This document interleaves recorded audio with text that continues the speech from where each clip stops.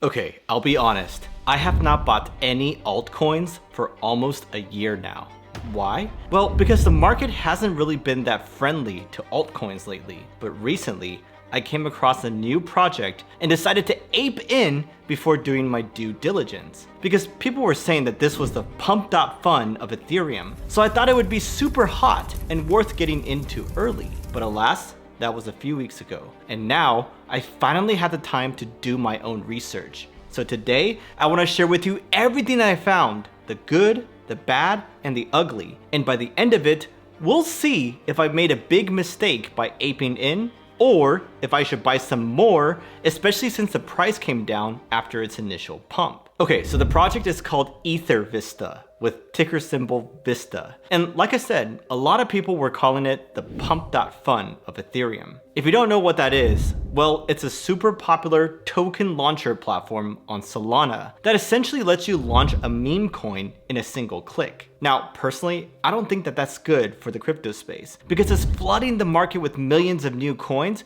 and causing massive dilution. However, no one can deny their success. And if you had a chance to invest in the platform itself, you'd be an idiot not to. But here's the thing, they don't have a token. So unfortunately, there's no way for us to get in on all their success. And that's why when I heard that there was a pump.fun on Ethereum with the token, I immediately got excited. But the more research I did, the more that I felt there was something off about that comparison. You see, pump.fun is all about launching meme coins, but EtherVista is more like a general purpose DEX that extends far beyond just meme coins. I mean, sure, they can do meme coins, but their user interface is not as geared towards a degen gambling audience. Their incentive structure is more set up for long-term sustainability, and they plan to support other features such as flash loans, lending, and futures. So I think a better comparison would be like Uniswap or Curve rather than pump.fun.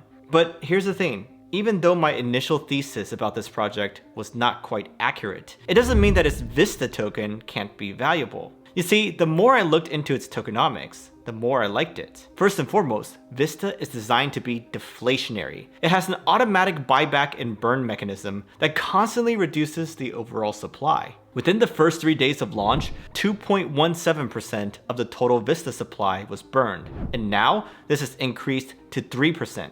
This means that 30,000 VISTA tokens, worth around 300k at time of shooting, have been bought and burned forever. And this means that the circulating supply is constantly shrinking, which can only help the price in the long run. But another thing that impressed me about their tokenomics was their fair launch. There was no pre-sale, no team allocation, and no shady insider deals. And unlike so many other projects out there, EtherVista doesn't have any whale wallets holding a large share of their tokens. Only about 60% of the token supply is held by the top 100 accounts, which is a healthy sign of decentralization. This kind of broad distribution makes it harder for any one entity to manipulate the market or pull off a sudden dump. So yeah, I'm a huge fan of their tokenomics, but as I continued doing my research, I discovered that the way they make money is unlike anything I've ever seen before. You see, most DEXs charge a percentage fee on every swap, but EtherVista has fixed fees. Their fees are paid in ETH rather than VISTA, and they're set at hard dollar amounts rather than fluctuating with the price of the tokens. Furthermore, they've divided it up in a way where part of the fee goes to the LP providers, part of it to the token creator, and then the last part goes to the EtherVista protocol. Now, you may be wondering, why does this matter? Like, what's the benefit here? Well, this approach makes things a lot more sustainable, especially for LP providers and token creators. As they are making revenue in ETH, they can avoid the whole death spiral of selling the token they're supporting, which makes the price go lower, which makes people less interested in trading their token, which makes their revenue go lower, and on and on. So yeah, I'm a big fan of their fixed fees approach, and I think it makes their revenue streams a bit more predictable than the current market approach. Anyways, I think you get the point that I'm a big fan of their revenue model. But what impressed me even more was how they're tackling one of the biggest problems in the crypto space, rug pulls.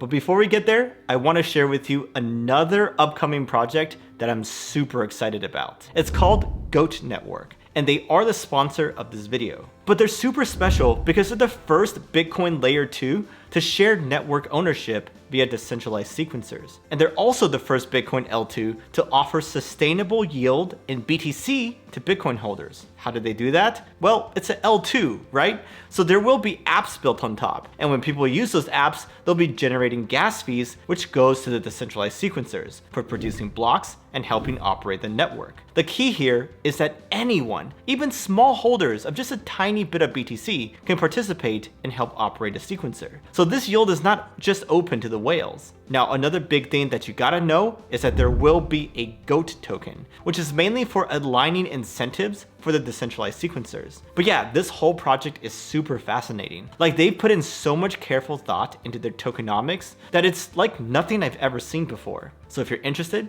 just check out my link below. And just know that this is all launching real soon, potentially even by the time you're watching this. Anyhow, back to EtherVista and how they're tackling the rug pull problem. So I know that y'all have heard of, or perhaps even experienced, the horror stories of projects that seem promising, only for the developers to pull the liquidity overnight and disappear. But EtherVista's got some built-in safeguards to prevent this. First of all, the fee structure I just talked about is actually one part of their rug pull prevention strategy. You see, developers get a cut of the fees regardless of if they burn their LP tokens or not. So they don't really have a good excuse not to burn their LP tokens, which means that more teams will do so, hence protecting their communities from a potential rug pull. But beyond that, EtherVista has also got liquidity locks that hold funds for a minimum of 5 days. This ensures that both liquidity providers and token creators cannot exit too early. The team studied a bunch of rug pulls in the crypto space and determined that they usually happen within the first few days of a project's launch. So they designed EtherVista's system to make this type of malicious exit strategy a lot harder to pull off. The 5-day commitment ensures that there's enough time for investors to gauge the project's performance before anyone can pull out their funds. It's not a perfect solution, of course, like someone could still try to exit after 5 days, but it definitely adds a layer of protection that makes rug pulls less likely. Personally, I think that their system is a unique selling point and could draw a lot more traders and projects to it when the market heats up. But anyhow, while there are a lot of things to like about EtherVista,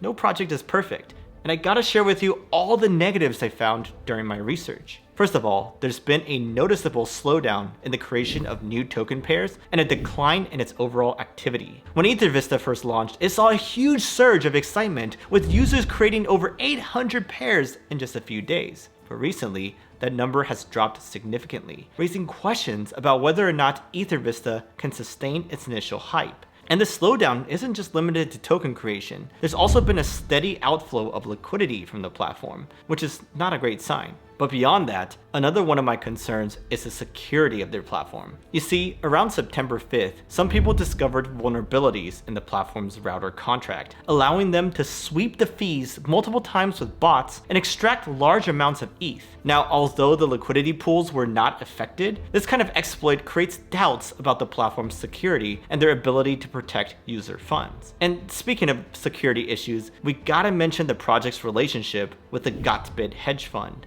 Gotbit has a bit of a shady reputation in the crypto world, having been involved with inorganic trading volumes and even exit scams on other projects. So this association doesn't exactly inspire confidence, and is something to be cautious about if you're considering buying Vista. Now, there are some other milder concerns, which are not deal breakers, but are still worth mentioning. For example, some have pointed out that EtherVista is essentially another Uniswap V2 style DEX with a few tweaks to its fee distribution. Like, sure, the fixed fees are unique, but the platform's overall model isn't that different from what we've seen before. Another thing is the liquidity lock. I mean, yes, the 5-day lock prevents rug pulls within the first few days of launch, but it doesn't eliminate the risk entirely. Like, developers could still rug the project on the 5th day after the lock expires. And because everyone knows this, we've already seen major sell-offs happen right before the 5-day mark as traders try to front-run any potential dumps. On top of that, there's a lack of transparency around EtherVista's tokenomics when it comes to its buyback and burn mechanism. There's not a lot of detail about how that's supposed to work, which makes it hard to fully evaluate the long-term potential of Vista. To make things worse, there's very little public information on the team. So when you combine all these factors together, it starts to feel like EtherVista might be a risky bet, at least in its current state. But anyways, what's my final verdict on this project? Well, I think it really comes down to your risk tolerance. If we're truly headed into a crazy alt season, like some people believe, then platforms like EtherVista could stand to benefit. It is the classic picks and shovels play after all. But let's not forget that this is still a high risk, high reward play at the end of the day. And maybe it's better if these pump.fun type platforms didn't exist at all, as they are killing the crypto space, which I explain in this video.